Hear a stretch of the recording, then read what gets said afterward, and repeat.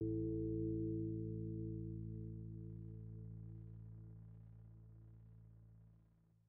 day starts around 5:30, 6 o'clock at the latest, and it ends around 9 p.m. or so.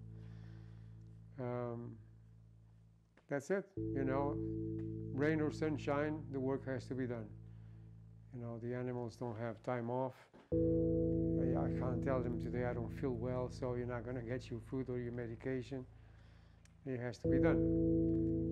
We have 6 cats, we have 2 goats, 3 horses, a mule, 1 bull, and we have a few chicken.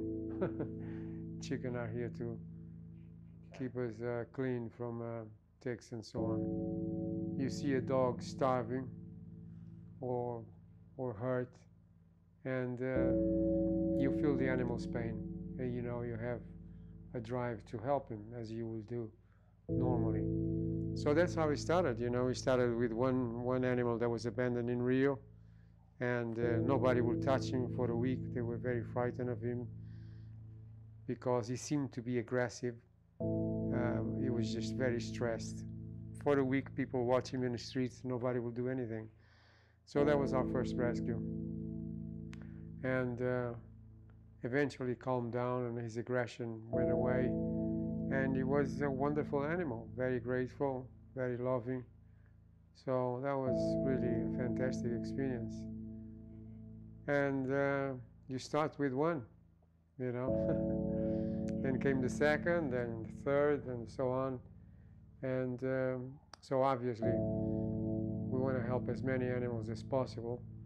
But the intention, really, the ultimate goal is to find him a forever home, which we did for around 100 animals, I believe, maybe a little bit more. Most of them went abroad to Canada, the US, and several countries in Europe. They all got nice homes. That was really, really gratifying to bring the animal back to its full health and then find him a forever home so they can be loved for the rest of their lives is a wonderful achievement. This thing starts when you're a kid, obviously, if you like animals. I myself remember when I was a little kid helping a bird that fell off the nest, had a broken leg, and so it starts then, when you are very young. You have to feel for the animals, same as you feel for other people too, You see anyone suffering and you can help to free them from suffering, you do it. I mean, to me, it's just a natural thing, I don't have to think about it. It's a natural thing, It's how can you see a person suffering or an animal and just turn the blind eye like it never happened? How do you sleep? I cannot do that. So yeah, and now it's the same. You see some animals in appalling conditions. That is unimaginable, and you cannot ignore something like that. You can help, so you do it, obviously.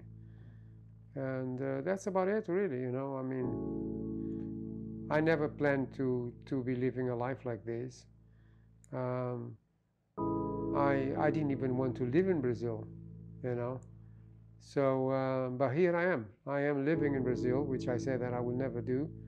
And I am living a life totally different from anything that I could imagine. I do not regret any of it, I love what I do. It's very tiring.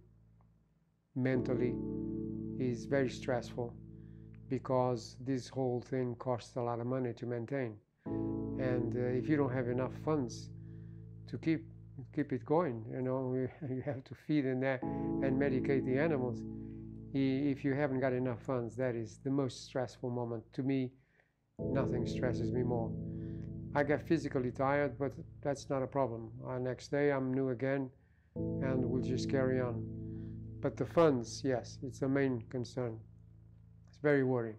And that's it, really.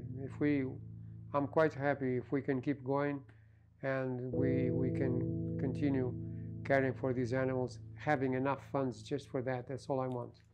Me and Jen, we don't want anything for ourselves. If it was just for ourselves, our lives would actually be quite easier, quite easy. You know, I wouldn't have sold all the properties that we have. You know, we had from the properties that we had an income. We could just be traveling all the time. You know, that was enough money for us. We are not vain. You know, we live a simple life. I don't care for luxury items. I don't care for clothes or anything like that. I wear clothes because we have to, you know. So basically, that's it, really. You know, other than that, what else can you do? You know, you got to have some substance in your life. Otherwise, you also feel pretty empty. We have to do something for others if we can.